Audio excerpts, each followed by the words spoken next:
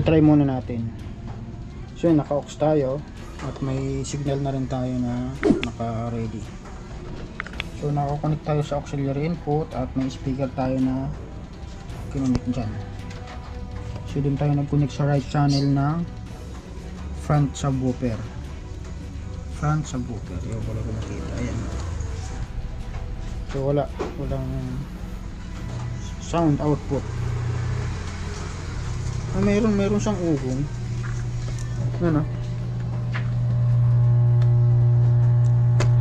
Ang guys, ugong lang. Pero grabe ng lakas. Naka maximum volume na siya. Naka max na. Okay, so mayroon talagang problema sa siguro posibleng supply, posibleng may loss connection, or may bloated na mga capacitor. Pwede rin grounding. Yan, nagkarwas na naman. So try nga natin sa ibang terminal ng speaker. Hintayin mo talaga to nakatuli tayo ng volume. So try natin sa ibang terminal kung mayroon. Try natin.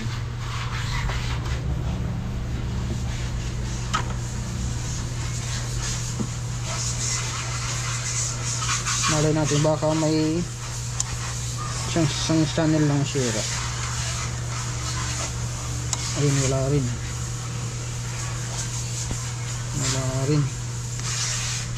Try natin dun sa baba yung rep and right channel din ng mini speaker.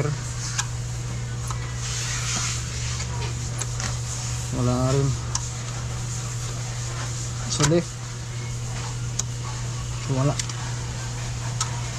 Okay, wala siyang sound output. Okay, so voltage check muna tayo guys at tingnan natin kung present yung mga voltahe na nandirito. Yan, so ipapress ko lang sa screen yung picture para mas makita at mas magets nyo. At sasabihin ko na lang yung mga sinusukat natin. Okay, so yan, plug in. Tingnan natin. Tapos range tayo na 200 na lang para sa meron kasi yan dyan 20 mahigit hanggang 30 yata, 30 volts. Okay, kita ba? Ayan, yung pinaka-umpisa 9 volts. Ayan, 3 volts ang nakita natin, 3 volts or ang nasukat natin. Hindi pa tayo nagpa-power on guys ng unit, so naka-standby lang yan tayo. Yung sumunod, FLB bias or FL bias nakalagay 21.8, so negative. Tapos sumunod 30, ayun, mayroon. Tapos yung nakalagay P out or power out. Tapos V ground, D ground, ground lang yan, M ground, A ground, at MR relay. So wala tayong mga nasukat na doon. Tingnan natin dito. So is relay, wala rin. 12 volts, meron tayong 11.9. Tapos 5.6 standby daw, so wala rin, naka negative. Eco, DVD ground, SWFB, ayan, at PRT meron tayong sukat na 5.3. tapos negative 9 volts, yun, present yung negative. Okay, so balikan natin yung pinakaumpisa, 9 volts. So wala, ayan, bali 2.4 lang yung sukat natin. So try natin i-power on. Ayun, na-power on natin, natin mag-relay. Ayun, nag-relay na siya. Tingnan natin kung mayroong 9 volts. So wala pa rin. Yan. negative 30, negative 30. FB bias, meron pa rin. Tingnan natin dito yung mga wala dito. Yung S relay, wala pa rin. 12 volts, 5.6. So wala tayong nakitang 5.6. Ayan. Tapos negative 9 volts. Okay. So, kumpirmado wala tayong 9 volts na sukat. Positive. So, yung 9 volts na yan, yan yung supply ng posibleng dito sa mga control IC, op-amp IC. Posibleng dyan din kumuha ng supply ang isa sa controller natin, yung yan. Ganun din baka sa FM, baka dito rin ganyan kumuha. So kaya wala siyang sound. Ayan. Ganun din pati sa DVD. Posibleng dyan din kumuha sa 9 volts na yan. Okay? So narinig natin, nag-relay naman, posibleng okay naman yung audio section natin o yung amplifier. So i-trace muna natin yung kung saan nanggaling yung 9 volts na yun.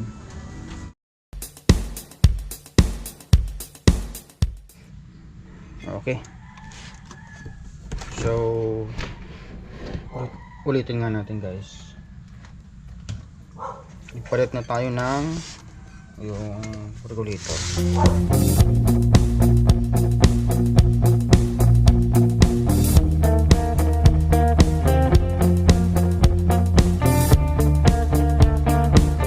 Ayan, naka-standby pa siya.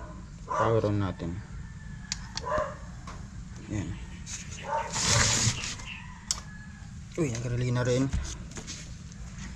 Try natin kung mayroon na tayong makitang 9 volts positive. Ayun, wala pa rin. Okay, wala pa rin. Wala talaga 3.2 lang. Okay, so wala, maghahang tayo guys. Ito troubleshoot muna natin. Ibig sabihin baka mayroong ano dito, baka mayroong shorted. Ayan, plug out muna natin. So nandito yung terminal ng 9 volts. Pabaybay natin yan. So galing dyan mapunta dito. Yan, so alamin natin kung mayroong short dito sa mga pinuntahan niya. Siguro babalik na tayo pagka may nakita tayong issue dyan or sira. Okay, yan, mas nilapit natin yung camera guys. So ito na trace ko guys, shorted yung Zener diode na nakaparallel sa output nung regulator natin, yung pinalitan natin. Output to ground nakaparallel siya. So ito siya. So ito yung Zener diode. Yan leak. O pwede natin sabihin shorted na yan Ayan So hino-hold niya na yung output ng regulator. So pwede natin i-testing yan na nakahang to. Kung magna 9 volts na ba yung sa pagkakaintindi ko parang back tawag nito. So back up lang naman yung regulator na yan, yung Zener diode na yan. Balik muna natin itong heatsink. Back up lang siya. Sa totoo lang regulated naman na yun guys, yung nilalabas nitong linear na yan. Kasi nga regulator din ang isa sa term din itong ano na to, ng linear power supply na yan. Niregulate niya pa dito sa output. Kaya pwede nating i-hang muna ito na habang ipa-plug in natin. Ayan. So ihinang ko muna yung isa. Ito yung diode na ito para sa input ng linear na yan. Tapos yung shorted yung para sa out. So ibalik muna natin tong ano na to. Yung so okay naman siguro yung luma nitong okay naman siguro yung luma nitong regulator na to o yung pinalitan natin. At Okay, sige, hanapan ka na lang pala natin ng 9 volts guys, kasi para din tayo paulit-ulit kalas baklas nitong board na ito. So hanapan ko muna ng center diode na yan, saka natin ipa-final testing or saka natin ipa-plug in at iti-testing. Okay, double check na natin. So ito, tinanggal ko na guys yung nakita nating shorted, maliit masyado. Try natin tong tinanggal natin. Ayan, shorted siya oh. Reverse bias na yun guys. Ito yung forward. Ayan oh, may tama na talaga. Ito yung ipapalit natin. Ito yung reverse bias. Ito yung forward bias. Ayan. Okay, balik ko muna or ikakabit muna natin.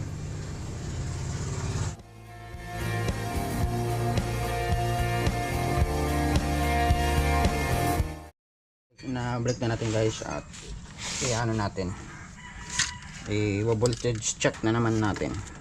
So kanina naghang ako dito, wala namang short dito sa naka-load sa kanya guys, wala naman siyang shorted or leak. So mayroon tayong na-detect dito sa pinagkagalingan talaga.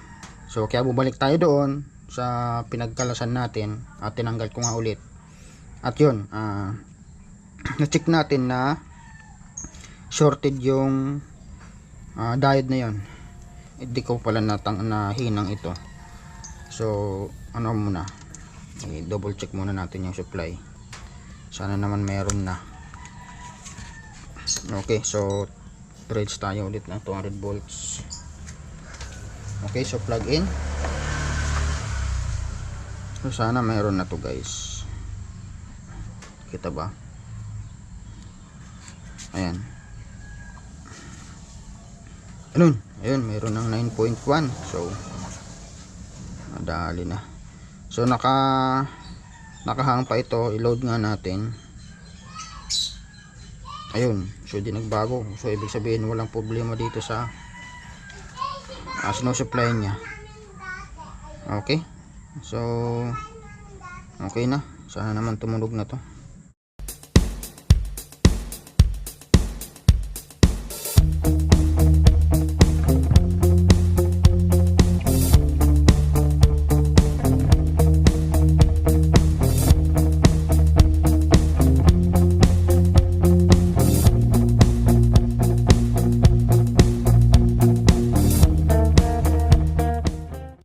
Okay, so yan guys, na plaster natin lahat ng kailangan ibalik.